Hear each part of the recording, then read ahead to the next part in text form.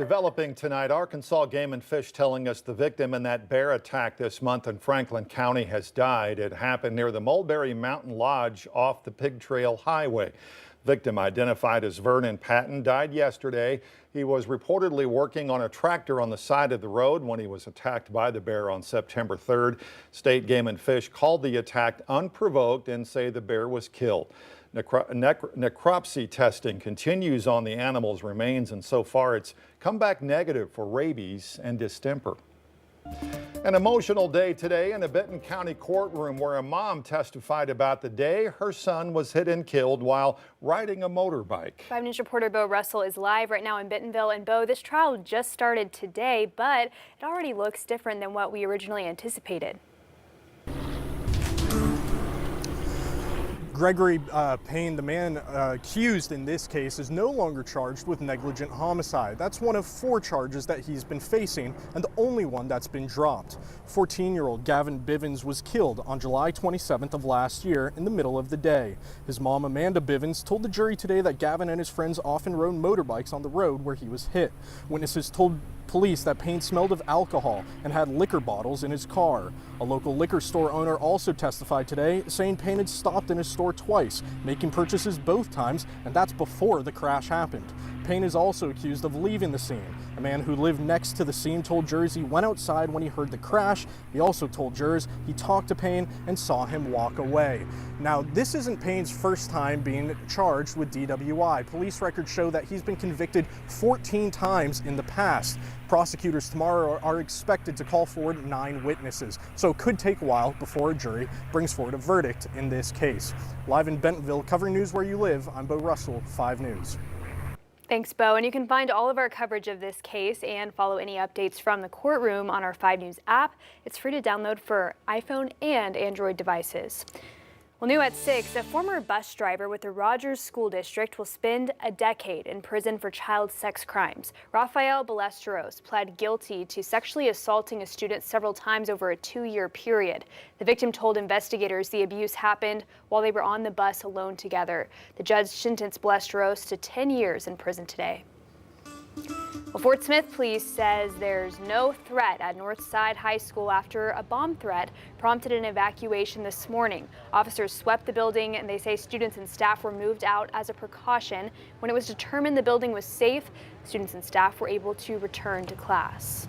Arkansas Governor Sarah Huckabee Sanders sending letters to the leaders of Republican and Democratic parties today, beginning the process for filling the vacancy left in the state legislature by the death of State Senator Gary Stubblefield.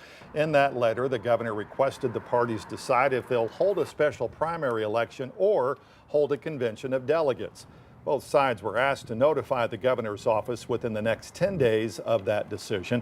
Mark Berry and Brad Simmons both announced their plans to seek the Republican Party's nomination today. Berry is a retired member of the Armed Forces, also served 2 terms in the Arkansas House, says his top focus will be safety and security for Arkansas communities. Simon is a small business owner from Paris who says he would oppose the construction of a prison in Charleston if he were elected. Firefighter Brad Llewellyn is back home tonight after that fireworks explosion in southeast Oklahoma in July killed 1 person, injured 4 others just a day before the 4th of July. Last week, I talked with his wife about his long road to recovery, and tonight, reporter Amy Slanchik shows us how Oklahoma firefighters came together over the weekend to escort him home from the hospital. After 72 days in the hospital, this is the turnout Brad Llewellyn and his wife Talisha were surrounded by on their nearly 200-mile journey. Seemingly every fire department from cities along the way escorting them back home or showing support from the side of the road. Oh, there's too many to list. From Oklahoma City all the way back, everybody down I-40 and then departments that's not even close to I-40 was in it. Humbling the whole way.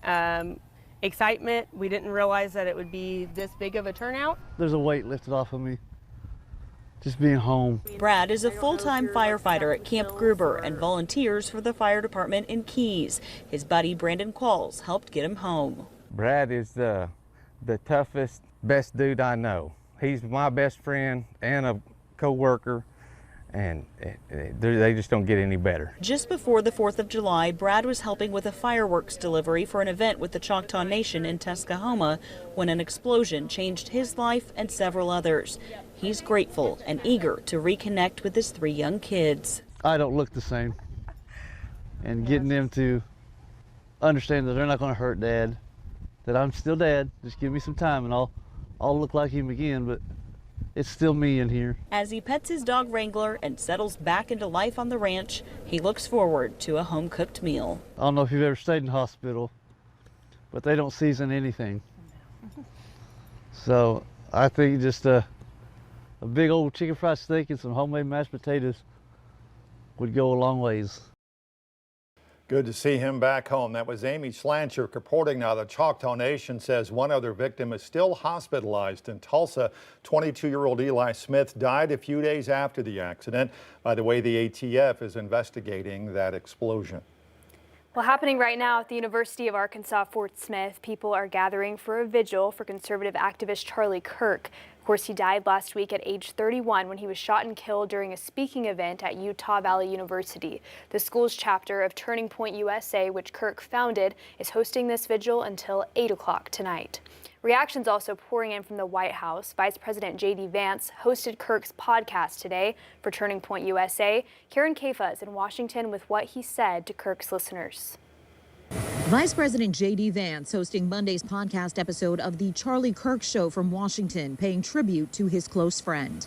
The thing is, every single person in this building, we owe something to Charlie. Several members of Congress and the Trump administration attended a Washington memorial Sunday for the 31-year-old conservative activist who was shot and killed during a college campus event in Utah last week. He believed in family and freedom, faith and virtue and patriotism. And now planning is underway for a larger memorial at State Farm Stadium in Glendale, Arizona this upcoming Sunday.